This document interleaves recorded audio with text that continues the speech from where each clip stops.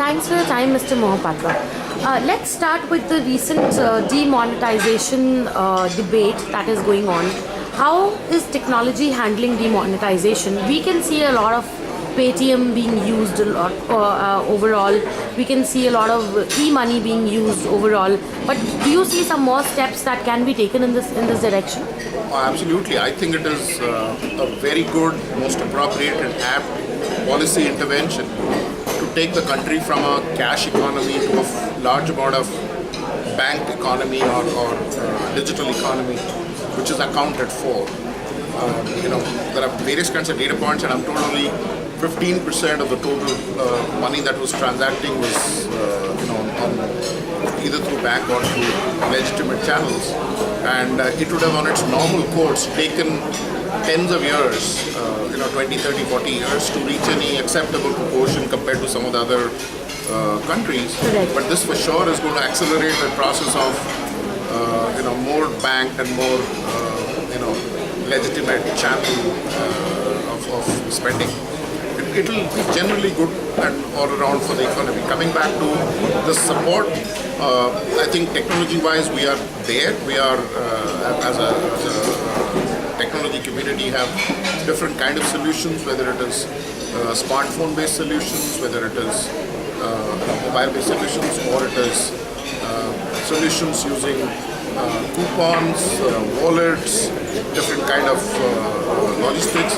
The scale this is on the issuance side, on the consumer side. On the merchant side, merchants accepting cards and accepting payments. Obviously, the debit card, credit card penetration had reached. By default, everybody gets a debit card who opens a bank account today. Correct. But merchants were not accepting because they didn't have POS. We are one of the solution provider on an integrated merchant solution. We call it Pay Plus, which has the entire integrated solution. The dongle is part of it. Anybody who has a smartphone can download an app and use the dongle to make a payment. And we are seeing more and more customers, banks particularly, who are doing merchant acquisitions, are keen on looking at our wallet and merchant solutions. Sure. While everything in terms of e-money looks very optimistic and it is really pro the decision that has come from the Indian government, what we are wary about is the fact that is the country having enough infrastructure to support the decision in terms of connectivity, in terms of making the mobile wallets accessible to people. While we are talking of Paytms and the wallet that you mentioned, we are also facing a lot of issues in terms of connectivity. People are not getting enough access, to make the transfers. You're absolutely correct. The transition is going to be a little painful. Yeah. The estimates are between a couple of months to 6 months it may take to reach any accepted level of service. Correct. Both in terms of connectivity, broadband, merchant network, all that. Right. But in the larger interest of the business we are in as a country, even if it takes 3-4 months, I don't think it is too bad for all of us to go through a little inconvenience. There is no other way to do this. So while you are right in saying that there is not enough, but this policy intervention has accelerated the process of broadband penetration and infrastructure development. Sure. Let's talk about IoT. There's a lot of buzz about IoT, but what we do see is there is not much groundwork that is being done. It is just on papers and on discussion tables that we talk about IoT. Do you think I am correct? And if at all I am, then when do we see IoT becoming a reality in India? So if you can divide the IoT scenario in two buckets, one is what I call the enterprise IoT, the other is consumer IoT. Correct. The consumer IoT will take some time. Those fancy devices and adapters being connected to your microwave, to your fridge, to your washing machine, and they're talking to themselves and alerting you. I think that's some distance away. Right. When I say distance, maybe 3 to 5 years. But the enterprise IoT where, in logistics, let's say DHL or Blue Dart or any courier service, for tracking their packets, for knowing exactly where the deliverables are. Same is true about the home delivery of e-commerce goods. Is one area that is huge value, and it's already been on a pilot stage in some of the use cases.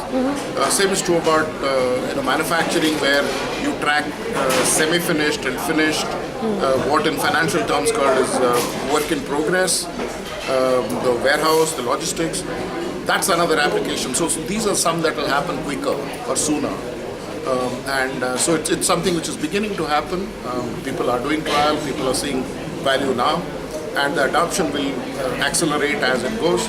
And I think it will impact all of us in the next 3 to 5 years. We will see it ourselves. What are the roadblocks that are hampering the growth of IoT in common man's life? I think one was availability of devices. Most of them are imports for India today. They're not made in India or available locally. And not everybody can aspire to import a large number of devices. Their ability to be supported in India. So that's one. But I'm sure if the moment the volumes pick up, it will get manufactured here. It's not as if it's something which is very difficult. The second one is it's a scale issue. The initial cost per device or cost per whatever IoT element is going to be a little high. Only when it reaches a critical mass, that will become truly affordable and will get absorbed in most of existing costs. So it's a natural barrier to itself, and once the volume peaks, it will accelerate even faster. Sure. Mahindra Comviva as a company has just got a revamp in terms of its brand and its brand image. What is the business of tomorrow, and how are you going to be a part of the business that is happening tomorrow? So we constantly reinvent ourselves. We've been doing it for over a decade now. And what we have gotten into right now is saying that the world around us is changing. We need to adapt ourselves to the change.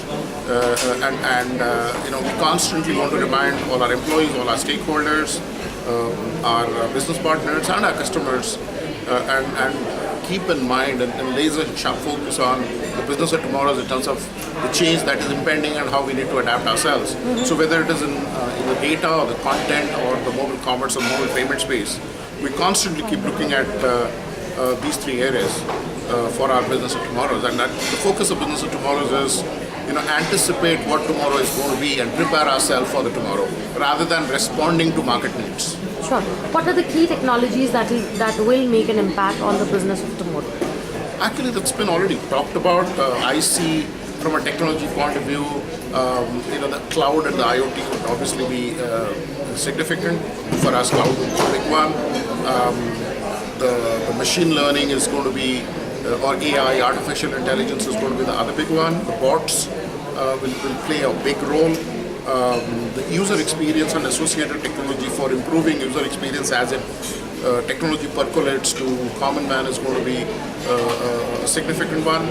But the binding factor for all of them would be BI and analytics as we deal with large chunks of data that's generated in the network and the systems and making sense out of that data.